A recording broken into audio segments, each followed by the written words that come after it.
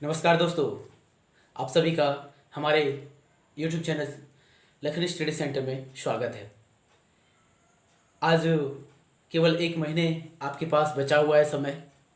यहाँ से कैसे आप बेहतर से बेहतर तरीके से प्रिपरेशन कर सकेंगे कि आप 90% से ज़्यादा 95% या जो बच्चे अभी तक कुछ नहीं पढ़े हैं वो यहाँ से भी अगर अच्छी मेहनत करेंगे तो आपके लिए अच्छा होगा और आप अच्छे मार्क्स जो है एग्ज़ाम में, बोर्ड एग्ज़ाम में ला पाएंगे, है ना। उसके लिए कुछ बातें हैं जो मैं आज बताने चाह रहा हूँ। आप पूरी वीडियो में बने रहें तो आपके लिए फ़ायदा होगा और आप जान पाएंगे कि क्या करें नहीं करें।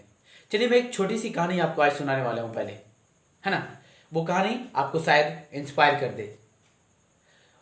एक गरीब बच्चा जिसका नाम माइकल जॉर्डन था, उसके पापा और 4 भाई थे आपस में, है ना। तो उनके पापा का जो है बिजनेस से नहीं चल रहा था, बिजनेस जो है अच्छा से नहीं चल रहा था, जिसके कारण क्या हुआ, घर चलने में परेशानी होने लगी, है ना। घर चलाने में परेशानी। एक दिन की बात है, माइकल जॉर्डन को उसके पापा ने कहा कि बेटा, एक टी शर्ट था, तो उसको दिखा के बताया कि ये टी शर्ट कितने की है। तो उन्होंने कहा पापा $1, $1 का। तो उसके पापा क्या बोले कि जाओ इसे $2 में बेच के आओ। क्या करो, इसे $2 में बेच के आओ। उन्होंने ये नहीं कहा कि नहीं होगा, उन्होंने ये नहीं कहा कि नहीं होगा। वो सोचने लगे कैसे होगा, कैसे होगा, कैसे होगा, कैसे होगा, कैसे होगा, है ना। सोचने लगे कैसे होगा, लेकिन ये कभी नहीं कहा कि नहीं होगा। वो उस गंजी को, टी शर्ट को धो के अच्छे से उसमें मिकी माउस का एक पिक्चर साट देता है और उसे बाजार में ले जाता है बेचने के लिए। और घूमते घूमते उसको $2 में बेच देता है। उस $2 को लेकर अपने पापा के पास आता है, तो पापा को देता, तो पापा खुश हो जाते हैं। वाह, मैंने कहा तुम्हें $2 में बेच के लाओ, तुमने तो इसे $2 में बेच दिया। एक दिन फिर उसके पापा बोलते हैं बेटा, ये कितने की है। तो उन्होंने फिर से कहा कि $1 की है ना। तो उसके पापा क्या बोलते हैं कि जाओ इसे $20 में बेच के लाओ। क्या करना है, उसको $20 में बेच के लाना है। तो जो है उन्होंने तब भी नहीं कहा कि नहीं होगा, उन्होंने तब भी नहीं कहा कि $20 में नहीं बेच पाऊंगा। वो सोचने लगे कैसे होगा, कैसे होगा, कैसे होगा, कैसे होगा, कैसे होगा, कैसे क्या कैसे इसको $20 में बेचे। तो अब वो अपने दोस्त के साथ चल निकले कि इसे बेचना है। एक स्कूल के बाहर जाके खड़े हो गए और बोलने लगे कि उसमें जो है एक अच्छा सा फिर से जो है कोई अच्छा फिगर उसमें बना लिया और उसे बेचने लगे। मिकी माउस का ही था।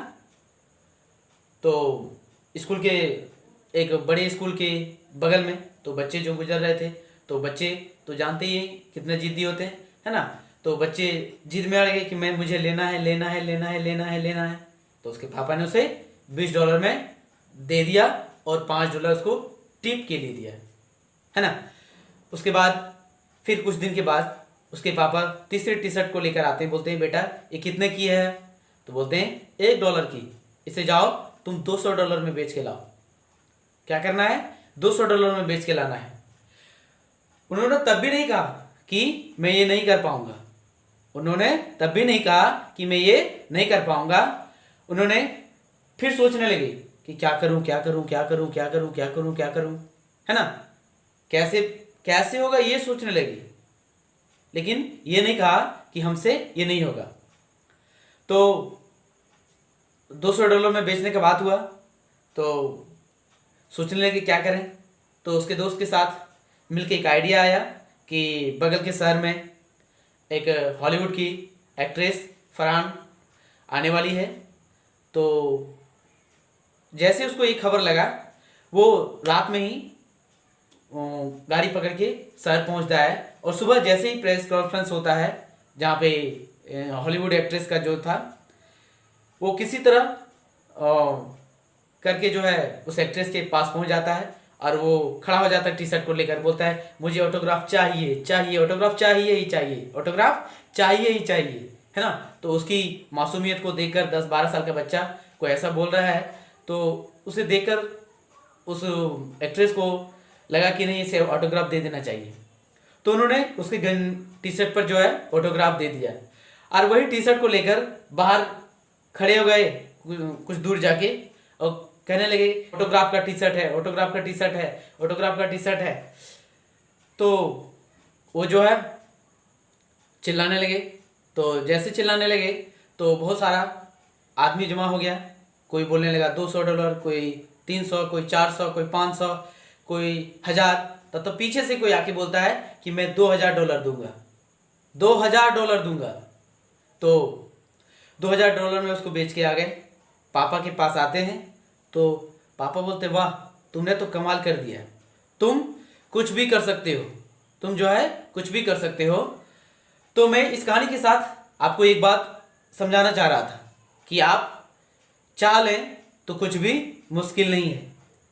एक सॉन्ग है ना, मुश्किल कुछ भी नहीं है अगर ठान लीजिए। एक सॉन्ग है, अगर आप सुने हो तो, मुश्किल कुछ भी नहीं है अगर ठान लीजिए। तो करना क्या है, अब मैं पॉइंट पे आता हूँ। करना क्या है आपको कि आप कैसे 95 या 90% मार्क्स ला पाएंगे। तो एक काम कीजिए, आप चाहे कोई भी हो, चाहे 10th वाले बच्चे हों या 12th वाले बच्चे हों, है ना, वो कोई स्टेट बोर्ड का हो या CBSE वाले हों या ICSE वाले बोर्ड के बच्चे हों, है ना, कोई भी बोर्ड के बच्चे हों या वो किसी भी बोर्ड के बच्चे हों, सबसे मेन काम क्या है कि आप NCERT को पूरी तरह सॉल्व कर जाइए, पूरी NCERT को सॉल्व कर जाइए। और पिछले 5 से 7 साल का जो क्वेश्चन पेपर आया है, पिछले 5 साल का, मैं जस्ट 2020 का बात नहीं कर रहा हूँ, 2019 के पीछे, है ना, 5-7 साल का जो भी क्वेश्चन आया है आप सारे को कलेक्ट कर लीजिए और सारे को एक एक करके जो है सॉल्व कीजिए। और वहाँ से मैं आपको कंफर्म बताता हूँ कि क्वेश्चन आना ही आना है। और आप जो है अगर सभी को अच्छे से सॉल्व कर लेंगे, सभी को आप अच्छे से रिवाइज कर लेंगे एग्जाम तक, 30 दिन अभी भी आपके पास समय है ना, 30 दिन अभी भी आपके पास समय है। आप इसका यूटिलाइज कीजिए, पूरी NCERT को सॉल्व कीजिए। और मैंने क्या कहा कि 5 से 7 साल का जो पीछे का जो क्वेश्चन पेपर है जो बोर्ड में आया हुआ है उसको सॉल्व कीजिए। मैं आपको वादा करता हूं आप अच्छे मार्क्स जरूर ला पाएंगे। आज के लिए इतना ही। जय हिंद, जय भारत।